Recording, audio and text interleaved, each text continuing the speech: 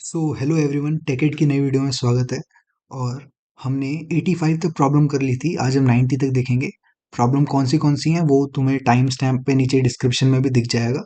अगर हम शुरू करने वाले हैं जीसीडी प्रॉब्लम से, ठीक है। जीसीडी प्रॉब्लम, देन हम करेंगे A B balance, then delete from the left, then mark the dust sweeper, उसके बाद अगली स्ट्रिंग। ओके, सो इतने दिनों बाद आया और कुछ चल रहा था, काम चल रहा था, ठीक है, बिजी था मैं कहीं। और अब हम कंटिन्यू करते हैं, 100 प्रॉब्लम कर लेते हैं। हम कर क्या रहे थे, 900 रेटेड प्रॉब्लम्स कर रहे थे और हमने ऑलमोस्ट 85 प्रॉब्लम कर ली थी। आज हम 90 करते हैं, ठीक है। नेक्स्ट 5 प्रॉब्लम देखते हैं, इजी है और धीरे धीरे करके समझते हैं। पहली प्रॉब्लम आती है जीसीडी प्रॉब्लम, जिसमें कहना चाह रहा है कि अच्छा, एक्सपेक्ट करूंगा कि तुम एक बार जाके इन जैसे ये लिंक दे रखा है, प्रॉब्लम स्टेटमेंट जाके पढ़ लेने एक बार, ठीक है, डिस्क्रिप्शन में ही है ये।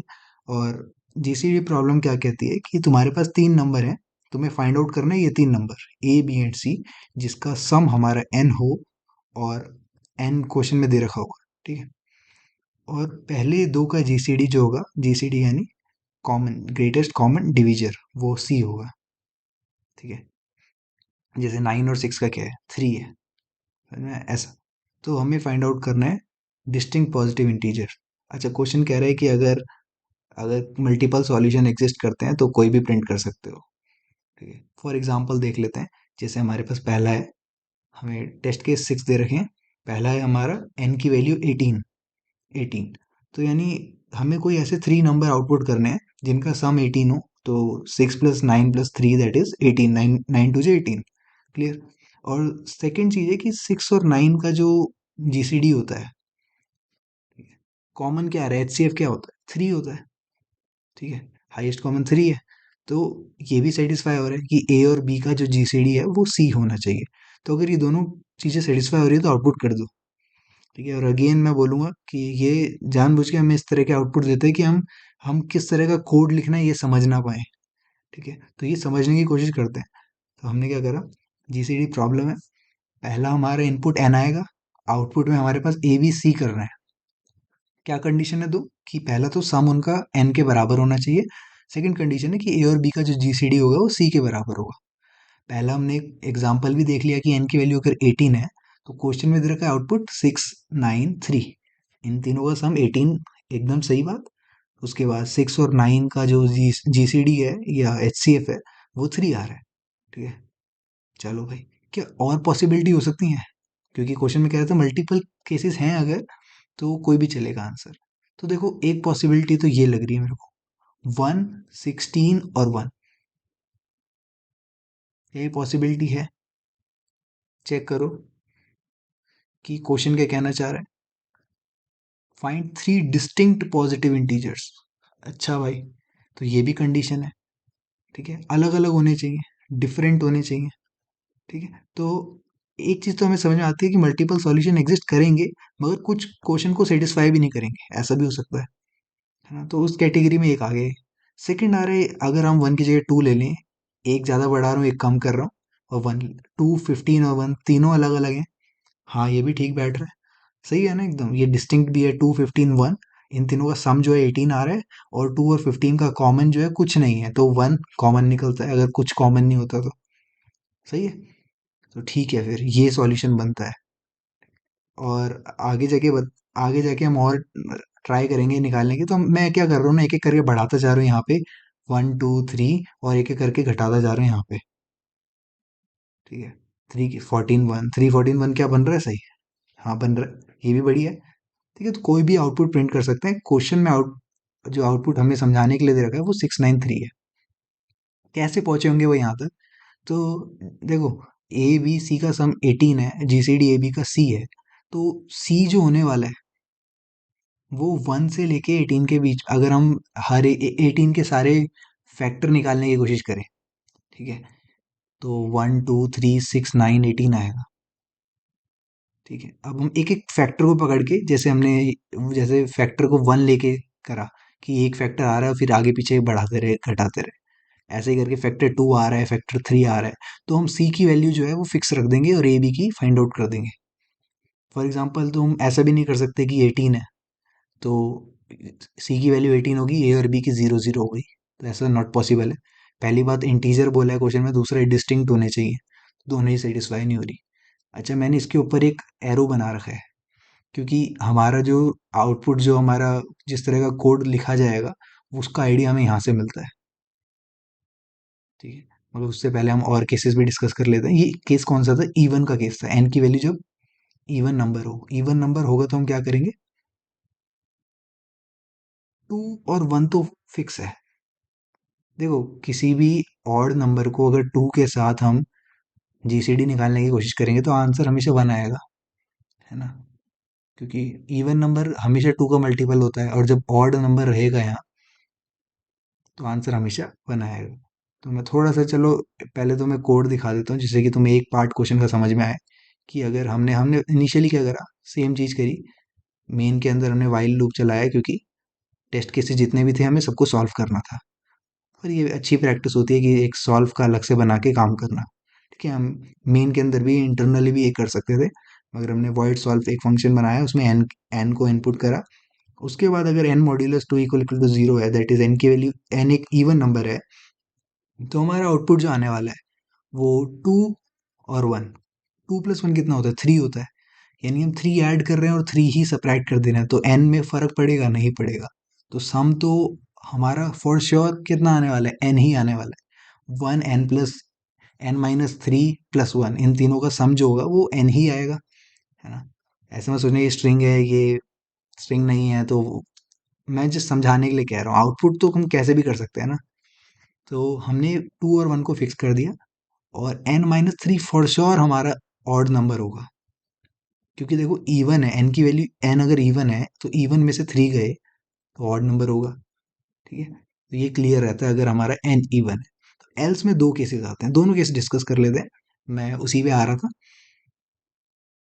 देखो, अगर एन की वैल्यू 17 है, 18 थी पहले, 17 है अगर, तो तीनों का सम जो होना चाहिए वो 17 होना चाहिए। अगर 7 के मल्टीपल देखें तो 1 और 17, 17 एक प्राइम नंबर है, तो जीसीडी ए और बी का सी होना चाहिए। और सी अगर हम 1 मानेंगे तो वही बेटर, क्योंकि देखो सी 17 रखेंगे, ए बी को 0 रख नहीं सकते हैं, नॉट पॉसिबल है। बता दिया मैंने, ये केस नहीं हो सकता डिस्टिंक्ट और ना ही इंटीजर। तो ए और बी जो होना चाहिए वो को प्राइम होने चाहिए, तभी तो सी की वैल्यू 1, सी अगर 1 है। ठीक है, देखो को प्राइम नंबर ऐसे 2 प्राइम नंबर होते हैं जिनका कॉमन डिफरेंस जो होता है, जो कुछ भी कॉमन नहीं आता, सिर्फ 1 ही आ सकता है। तो देखो 1 15 1, है ना? 15 में 1 करा तो 16, और 1 करा 17, तीनों को ऐड कर दिया 17 हो रहा है। मगर दिक्कत क्या है यहाँ? थोड़ा यहाँ डिस्टिंक्ट का थोड़ा दिक्कत है। तो देख लेते हैं डिफरेंट क्या क्या है। बाकी डिफरेंट दिख रहे हैं, मगर हमारा कोड लिखने के पॉइंट ऑफ व्यू से हम क्या सोच सकते हैं? तो ट्रिक क्या है, जैसे इसका आंसर हमारा 791 है। ठीक है, हम जिस तरह का कोड लिखने वाले हैं, तो 17 में से तुम एक सब्ट्रैक्ट कर दो तो कितना बचता है? 16/2 होता है 8। अब तुम्हें एक नंबर मिल चुका है 8, एक सब्ट्रैक्ट कर दिया, यानी एक हम रख रहे हैं यहाँ पे। ये फॉर श्योर है कि हमारा सी की वैल्यू 1 आ रही है। ठीक है, ए और बी जो होगा वो 8 के एक कदम नीचे एक कदम ऊपर, यानी हम क्या करेंगे, जो भी आंसर आएगा उसमें से -1 कर देंगे, +1 कर देंगे, और वो तीनों हमारा ए बी सी की वैल्यू हो जाएंगे। बात समझ में आती है? ये चीज़ फेल कहाँ होती है? तीसरे केस में ये चीज़ फेल हो जाती है। कैसे? मान लो एन की वैल्यू 15 है, तो ये वाला केस भी देख लेते हैं। 15 - 1/2 करा, 14/2 कितना होता है? 7 होता है। ठीक है भाई, चलो 7 आ गया, है ना? 15 था, हमने ये ट्रिक फॉलो करी और 7 आ गया। अब 7 का एक, 7 - 1 होता है 6, 7 + 1 होता है 8। 6 और 8 का जीसीडी 1 नहीं आ रहा, तो इसको 1 कैसे ले लें? ठीक है, ये 1 हम कोशिश कर रहे हैं कि सी की वैल्यू 1 रहे। सिंपली हम अपने कोड में ऐसा करना चाह रहे हैं। ठीक है, तो 6 और 8 का जीसीडी 1 नहीं आता, क्या चक्कर है भाई? क्या करा जाए? हम क्या करेंगे फिर? -1 की जगह -2 कर देंगे और +2 कर देंगे, तो 5 और 9 जो है वो फॉर श्योर हमारा 1 देगा एज जीसीडी। ये क्लियर होता है? यही था कोड, सिंपल। नेक्स्ट हमने एल्स के केस में क्या करा, हमने मिड की वैल्यू निकाल दी। अगर मिड जो है वो एक इवन नंबर आ रहा है, मिड इवन नंबर आ रहा है, यानी वो 17 वाला केस, 17 - 1 होता है कितना? 16/2 होता है 8। हम क्या करेंगे, 8 में से एक कम 7, 8 में से एक ज़्यादा 9, और तीसरा 1 रहेगा। ठीक है, 1 फिक्स कर दिया हमने। और अगर ऑड निकला, वो जैसे 7 आ रहा था हमारा 15 वाले केस में, 14/2 7 होता है ना, तो उस केस में हम मिड में से दो बट माइनस कर देंगे, दैट इज 5, और ऐड कर देंगे, दैट इज 9। 5 9 और 1 होता है 15 टोटल, और साथ में इनका जीसीडी भी जो है 1 आ रहा है। तो ये था हमारा पहला प्रॉब्लम। होप समझ में आया होगा। नेक्स्ट पे बात करते हैं ए बी बैलेंस। ए बी बैलेंस भी एक इजी प्रॉब्लम में आता है। हमें क्या करना है कि जैसे कि नाम से ही पता चल रहा है कि एक सबस्ट्रिंग है हमारी ए बी, हमें ए बी और बी ए को बैलेंस करना है, सिंपल। ठीक है, और अगर बैलेंस नहीं हो पाया, अचीव नहीं हो पाया, तो देखो, जैसे हमारे पास यहाँ पे कितने ए बी हैं, 0 ए बी हैं, है ना। ए बी मतलब एक सबस्ट्रिंग, देखो यहाँ दिखाता हूँ। जैसे कि देखो, ये ए बी है ना, ए बी यहाँ पे एक दिख रहा है, साथ में एक बी ए भी दिख रहा है, दिख रहा है। अगर ये दोनों नंबर में इक्वल है, देखो, ये एक ए बी है, दो ए बी दिख गए, और एक बी ए दिख गया। ये बी ए है जो बी से स्टार्ट होता है। ठीक है, मेरे से पॉइंट नहीं करा जा रहा, मगर तुम्हें दिख रहा होगा, हाँ ये देखो, बी ए है। तो ऐसे number of B A count करना है, कितने बी ए हैं टोटल। एक और बी ए दिख रहा है मुझे, ये वाला, है ना। तो ऐसे total number of B A count करना है, total number of A B count करना है। अगर इक्वल नहीं है तो इक्वल करके उसको आउटपुट करो। जैसे यहाँ पे इक्वल है, दोनों की वैल्यू 0 है ना। समझ में आया। अगले वाले में देखो, ये ए बी दिखा एक। देखिए, मैं चलो अपने उस जो मैंने लिख रखा है उससे समझाता हूँ। ये चीज़ समझ में आई ना तुम्हें कि करना क्या है क्वेश्चन में। ए बी बैलेंस, तो हमें नंबर ऑफ ए बी जो है, वो उसको हम ए बी एस, एस मतलब एक स्ट्रिंग के अंदर ए बी की प्रेजेंस, एक ए बी सब स्ट्रिंग की प्रेजेंस। नंबर ऑफ बी ए यानी वही, इसको इस तरह से डिनोट करा है। तो पॉसिबिलिटी क्या क्या है, देखो, स्ट्रिंग हमारी बनने वाली है ए और बी से ही, सिर्फ क्वेश्चन में दे रखा है। तो देखो क्या पॉसिबिलिटी है कि ऐसा हो सकता है कि स्टार्ट भी और एंड भी वो ए से ही हो, और या तो बी से ही हो। एक पॉसिबिलिटी ये है। या दूसरी पॉसिबिलिटी ये है कि वो स्टार्ट और एंड जो हो डिफरेंट से हो, यानी अगर स्टार्ट ए से हो रही है तो बी से एंड हो, स्टार्ट बी से हो रही है तो एंड ए से हो। ये बात समझ में आती है। तो दो ही तरह की पॉसिबिलिटीज़ हैं, या ऐसे चार कह लो अलग अलग। मगर तुम्हें इतना आइडिया लगता है कि स्टार्टिंग और एंडिंग को हम चेक कर रहे हैं। क्यों कर रहे हैं अभी समझ में आएगा तुम्हें। देखो, ए और ए इनिशियली स्टार्टिंग में भी है और एंडिंग में भी है। अब बीच में तुम कुछ भी रैंडम लिख लो, कुछ भी रैंडम। ठीक है, जस्ट एक तुम्हें ओवरव्यू देने के लिए मैंने सिर्फ बी डाला है, जिससे कि तुम्हें थोड़ा आइडिया लगे। देखो, ए बी, ए जो होता है उसमें कितने ए बीज हैं। ए बी मैंने, देखो, ए बी जब भी पॉइंट आउट करा है वो नीचे अंडरलाइन करा है, ठीक है। ऊपर बार बना के मैंने बी ए पॉइंट आउट करा है, तो ए बी भी 1 है और बी ए भी 1 है। क्लियर, तो इसका मतलब ये इक्वल है, तो कोई दिक्कत की बात नहीं है। ये स्ट्रिंग ऐसे ही प्रिंट कर दो, कोई दिक्कत नहीं है। अगर मान लो बी और बी से शुरू, बी से एंड हो रहा है, तो यहाँ पे ए जो है बीच में है। ठीक है, तो ए बी और बी ए दोनों इक्वल नंबर ऑफ टाइम्स है, तो ये भी एकदम ठीक स्ट्रिंग है। और लेट से मैंने कुछ भी रैंडम लिख दिया, ठीक है, बिना दिमाग लगाए मैंने लिख दिया कुछ भी, तुम कुछ भी लिख के देखो। अब यहाँ पे काउंट करो नंबर ऑफ ए बी। मैंने अंडरलाइन जो कर रखा है वो नंबर ऑफ ए बी है, यानी दो ए बी हैं। और बी ए चेक करा तो मैंने, वो भी दो ही निकले। कितनी इंटरेस्टिंग बात है। सिमिलर वे में हमने जब बी से स्टार्ट और एंड करा, तो ए बी कितने दिख रहे हैं, 3 दिख रहे हैं। मैंने बीच में कुछ भी रैंडम लिख दिया था। और ऊपर जब हमने बी ए फाइंड आउट करा तो बी ए भी 3 दिख रहे हैं। ठीक है, तो एक चीज फिक्स हो गई, एक चीज दिमाग में आ गई भाई, कि अगर हमारा स्टार्टिंग और एंडिंग सेम अल्फाबेट से हो रहा है, तो हमारा आंसर जो है, जो, क्योंकि अगर देखो, तीसरा भी अगर फैक्टर आ जाता तब थोड़ा दिक्कत हो सकती थी, है ना। मगर यहाँ पे हमें पता ही है कि सिर्फ दो ही हमारे अल्फाबेट्स हैं, और उसमें भी इक्वल बैठ रहे हैं हमेशा। है, थोड़ा सा अगर लॉजिक लगाओ, थोड़ा भी दिमाग लगाओगे तुम, तुम्हें समझ में आएगा कि जैसे ए और ए एक सबस्ट्रिंग है, इस बड़ी सी ए भी, मैं कंफ्यूज नहीं करना चाह रहा। ये ए स्टार्टिंग में एंडिंग में है, ठीक है। अगर हम सिर्फ इस छोटे से ए को देखें, तो यहाँ पे भी देखो इक्वल है। अगर हम जहाँ पे भी ए और ए पे शुरू, ए पे खत्म हो रहा है, उसको हम न्यूट्रलाइज करते जा रहे हैं। बात समझो, अगर मैं इस बी ए एक्स्ट्रा को नहीं लिखता, क्योंकि लास्ट में ए आ रहा है ना, अगर इस बी ए को हटा दो तो ये भी तो लास्ट में ए दे रहा है। है ना। तो इस पर्टिकुलर केस में क्या हुआ, इस बी ए के हटने से दो फैक्टर कम हो गए, एक तो ए बी खत्म हो गया और बी ए भी खत्म हो गया। तो यानी इक्वल नंबर ऑफ अपॉर्चुनिटीज जा रही हैं दोनों साइड से, ठीक है, बी ए की तरफ से भी ए बी की तरफ से भी। तो ये आइडिया हमें क्लियर होता है। नहीं आया ये वाला पार्ट तो कोई दिक्कत नहीं है, ठीक है। स्टार्ट एंड एंड अगर डिफरेंट नंबर से हो, डिफरेंट से हो, क्योंकि देखो इसका कोड जो है वो 2 लाइन का है, टू बी ऑनेस्ट, है ना। कैसे पहुंचे हम इस पे, ये चीज हमें करने से पता चलेगी। ए और बी अगर डिफरेंट है ना, तो हमें एक चीज दिख रही है, मैंने वही करा, बीच में कुछ भी रैंडम लिख दिया, फिर जो अंडरस्कोर करा है वो ए बी है और ऊपर बी ए है, ठीक है। तो ए बी दो थे, बी ए एक ही निकला। आगे बढ़ते हैं, ए बी यहाँ पे दो थे, बी ए एक ही निकला। तुम और बना के देखो, क्या पता ए बी 4 आ जाए, बी ए 3 आ जाए। मतलब एक पैटर्न फिक्स रहेगा कि हमेशा एक कम रहेगा बी ए। देखो यहाँ चेक करते हैं, ए बी देखो 2 निकला, बी ए जो है वो 3 निकला। तो इस केस में क्या है, बी ए एक ज़्यादा रहेगा, ठीक है। तो मतलब 1 का डिफरेंस आ रहा है अगर हम एब्सोल्यूट वैल्यू की बात करें। तो यहाँ भी चेक करो, सेम।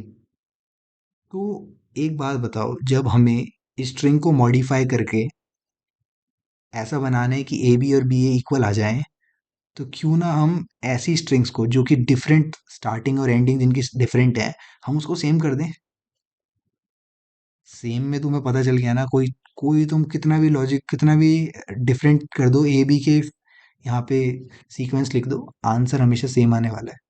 तुम क्या करते हैं, सिंपली क्या करते हैं, ए बी की जगह पे ए लिख दो या बी बी लिख दो, स्टार्टिंग और एंडिंग की बात कर रहा हूँ। तो यही हमने करा, सिंपल, कि टेस्ट केस लिया, स्ट्रिंग लिया, और साइज, स्ट्रिंग का साइज यानी आखिरी, स्ट्रिंग का साइज अगर 4 होता है तो हम 0 से लेके 3 तक करते हैं, है ना। तो -1 यानी हम आखिरी वाले को पॉइंट आउट कर रहे हैं। तो उसको मैंने क्या कर दिया, जो स्ट्रिंग के शुरू में था, दैट इज अगर ए था तो ए हो जाएगा, बी था तो बी हो जाएगा। ये हमने करके आंसर आउटपुट निकाल दिया, सी आउट कर दिया, क्लियर। तो जो ऑलरेडी सिमिलर केस थे, मतलब अगर बात समझो, कि अगर ऑलरेडी ए ए अगर शुरू में ऑलरेडी ए था और एंड में भी ए था तो कोई दिक्कत नहीं होगी, स्ट्रिंग वैसी की वैसी रही। बी था तब भी कोई दिक्कत नहीं होगी। अगर डिफरेंट थे तो सिमिलर हो जाएंगे आफ्टर जब लास्ट वाली वैल्यू को फर्स्ट वाली यानी 0th पोजीशन के इक्वल कर दिया। तो ये था सिंपल सा लॉजिक हमारा ए बी बैलेंसिंग का, ठीक है। बात समझ में आई।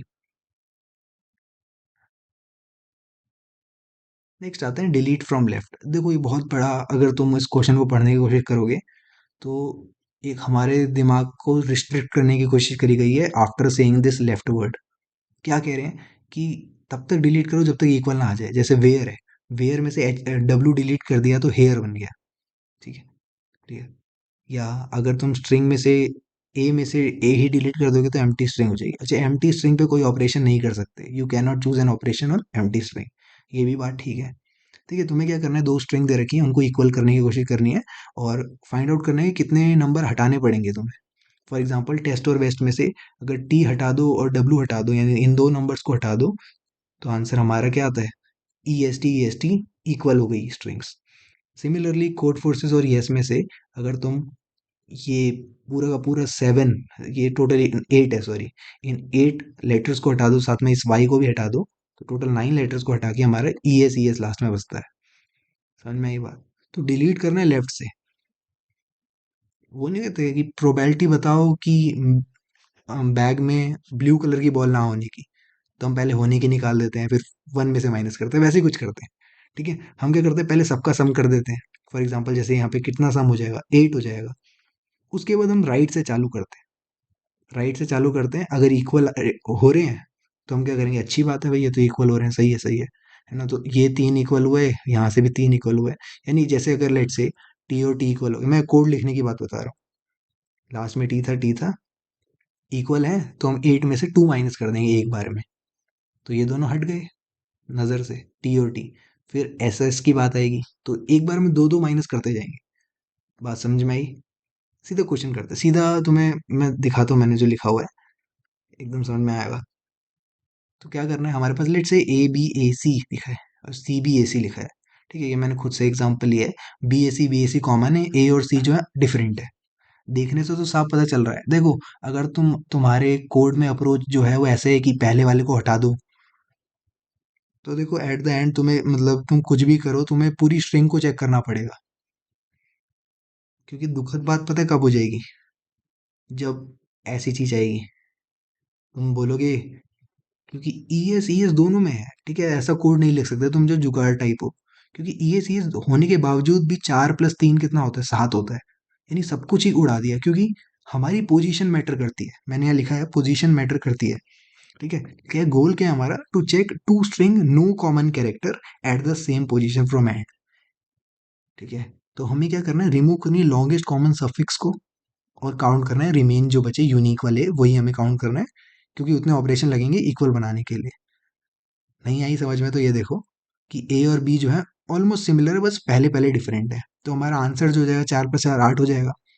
तो हम क्या करेंगे, राइट साइड से शुरू करेंगे, सफिक्स से शुरू करेंगे, ठीक है। सफिक्स बोलते हैं किसको, राइट साइड को, प्रीफिक्स बोलते हैं जो आगे आता है। तो देखो सी मैच करते हैं, सी मैच हो गया, तो ठीक है 8 में से 2 माइनस कर दे, 2 माइनस क्यों करेंगे, क्योंकि दोनों का सी माइनस करेंगे टोटल में से, तो 6 आ गया। तो अब बचेगा सी बी ए बचे, तब ए और ए माइनस कर देंगे तो 6-2, सिमिलरली बी और बी माइनस कर देंगे, बी मैच हो गया क्योंकि 4-2। अब क्या है, ए और सी बचे, कोई कॉमन सफिक्स तो रहा नहीं, आंसर क्या आ जाएगा हमारा 2, यानी ये आंसर की वैल्यू में से हमने माइनस करते रहे, तो हमारा फाइनल आउटपुट जो है 2 आ गया। कैसे कोड लिखा है अब ये भी समझे हो तुम, इसी को हमने आंसर क्या करा, दोनों का साइज का सम कर दिया, क्लियर। अब वाइल में क्या कंडीशन है, इतनी सारी कंडीशन क्या कहना चाह रही है, पहला कह रहा है कि दोनों में से कोई एम्प्टी ना हो, भाई ऐसा ना हो कि, ठीक है, साइज कुछ ना कुछ होना चाहिए, क्योंकि एम्प्टी स्ट्रिंग पे ऑपरेशन नहीं कर सकते, मैंने तुम्हें बताया अभी अभी। तो ए का बैक यानी आखिरी से अगर बी का बैक बराबर आ रहा है, ठीक है, तो उस केस में हम ये करेंगे, हम क्या करेंगे, आंसर में से 2 माइनस करेंगे, बता दिया मैंने क्यों, क्योंकि दोनों में से एक एक गया। उसके बाद ए में से पॉप बैक कर देंगे, यानी पिछले आखिरी वाला उड़ा देंगे, और 20 में से भी आखिरी वाला उड़ा देंगे, फिर चेक करेंगे, करते रहेंगे ऐसा, और 2 माइनस करते रहेंगे। एट द एंड अगर ये कंडीशन में से कोई भी फुलफिल नहीं होती है, तो आउट सी आउट हमारा आंसर आ जाएगा। तो ये आंसर 0 भी आ सकता है जब हमारा पूरा ही 2 माइनस होते होते हो गया। तो ये था हमारा एक क्वेश्चन, बढ़िया क्वेश्चन कह सकते हैं। नेक्स्ट पे आते हैं। हाँ, mark the dust sweeper, dust sweeper से मेरे को एक बात याद आई, जिसने घर पे झाड़ू लगाया हुआ है, ठीक है, वो एक बार कमेंट कर देना, क्योंकि ये क्वेश्चन तुम्हें बहुत रिलेट करेगा, मुझे तो बहुत रिलेट करा है। होता क्या है कि तुम्हारे पास इतने सारा कूड़ा पड़ा है घर पे, ठीक है, फॉर एग्जाम्पल ये तुम्हारा कमरा, एक कमरा है, ठीक है, इमेजिन करो एक कमरा है तुम्हारा, और तुम्हें कमरे के कोने में, ये कोने कोने में तुम्हें कूड़ा इकट्ठा करना है, यही करते हो तुम, पूरे कमरे में झाड़ू लगा के दरवाजे के पीछे रख देते हो, है ना, या कहीं भी रखते हो, उसके बाद उसको पैन से उठा के डस्टबिन में डालते हो। तो हमें करना क्या है, कूड़ा उठा के उसको लास्ट में लाना है। प्रोसीजर क्या है, प्रोसीजर क्या है कि मान लो तुमने एक कूड़े का पार्टिकल किसी मतलब, पहले तो जे हमारा लास्ट है ना, हमें एक डस्ट लेवल को क्या करना है, क्योंकि यहाँ बोला गया है कि एन J-1 तक, यानी उससे एक कदम पहले तक हमें कूड़ा इकट्ठा करना है।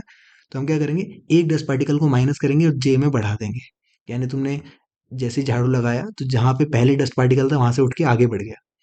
तो यहाँ से अगर पहला एग्जांपल देखो, मान लो तुम्हारा सारा कूड़ा यहाँ पे है और तुम्हें कमरे के कोने में डालना है, तो तुमने क्या करा, पोजीशन 1 चूज करी और जे को रख दिया 2। तो पहले क्या हुआ, तुमने थोड़ा सा स्वीप करा आगे को, है ना, तो जो दो पार्टिकल थे कूड़े का, एक पार्टिकल आगे बढ़ गया और एक वहीं रह गया। नेक्स्ट क्या करा, 1 और 3, यानी अब उठा के क्या करा तुमने, ये वाला कूड़े का पार्टिकल था डाला, मगर ये छूट गया। ठीक है, मतलब ऐसा मत सोचो, ज़्यादा ही इतना नहीं घुसना कि तुम लॉजिक ढूंढने लग जाओ इसमें। जस्ट मैं यही कह रहा हूँ कि आई को जो भी रखते हो, चूज करते हो, वहां पे -1 होगा और आगे जाके +1 हो जाएगा, समझ में आया? तो नेक्स्ट स्टेप में क्या हुआ, यहाँ पे -1, 1 में से 1 गया 0, यहाँ +1 हो गया, ठीक है, कूड़ा यहाँ पे था, अब यहाँ पे 1 में से 1 गया 0, यहाँ पे +1 हो गया, तो एट द एंड हमारा सारा कूड़ा यहाँ पहुँच गया। बात समझ में आती है? तो हमारा आंसर कितना आया, 3 स्टेप में ये काम हुआ है, आउटपुट आया 3। सिमिलर वे में ये देखो, अब यहाँ क्या बीच बीच में कूड़ा है और हमें कोने में डालना है, तो हमने क्या करा, एक बार अच्छे से याद हो गया ये, 2 0 2 0 2 0, ठीक है, तो हमने क्या करा, लास्ट वाले को, यहाँ पे 2 था यहाँ 0 था, है ना, तो हमने ऑपरेशन लगाया पहला और इसको एक एक कर दिया, फिर नेक्स्ट स्टेप में इस कूड़े को भी आधा आधा करके यहाँ पे हर जगह एक एक हो गया। अब तुम्हें पता है उसके बाद क्या करना है। एक बार एक कण यहाँ से हटाया, फिर एक पार्टिकल यहाँ से हटाया, फिर एक पार्टिकल, ऐसे करके हमने टोटल कितने स्टेप्स लगाए। ठीक है, टोटल 5 स्टेप्स में काम हो गया।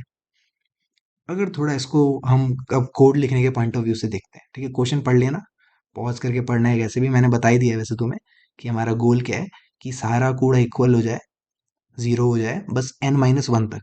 ठीक है, यानी आखिरी वाला जो है an जो है वहां पे सारा इकट्ठा होना चाहिए। ये मैं बता चुका हूँ तुम्हें। ठीक है, तो एक्चुअल में है क्या कि हमें फाइंड आउट करना है कूड़े के पार्टिकल शुरू कहाँ से होते हैं। मान लो इतना सारा जीरो है, ठीक है, जब एंड में ऑलरेडी कूड़ा है तो हमें कोई ऑपरेशन लगाने की जरूरत है क्या? नहीं है ना।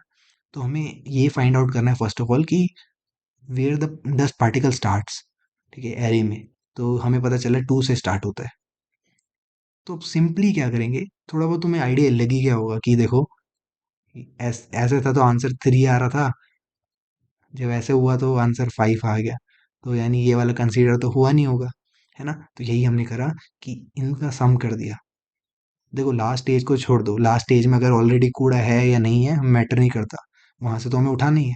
तो हमें लास्ट -1 से, एक तो ये इनिशियल जीरो उसको सबको छोड़ देना है। ठीक है, बीच में जीरो आता है वो मैटर करता है। तो पहले सबको सम कर दो, लास्ट से पहले, दैट इज 4 आया। और बीच में जो कूड़ा आएगा, ठीक है, हम साफ जगह पे भी कूड़ा डाल रहे हैं तो वो अलग एफर्ट लग रहा है, तो उसको भी काउंट करना है। तो 2 + 2 = 4, और ये जो बीच में जीरो है इसकी वजह से 1 ऐड होगा, तो दैट इज 5।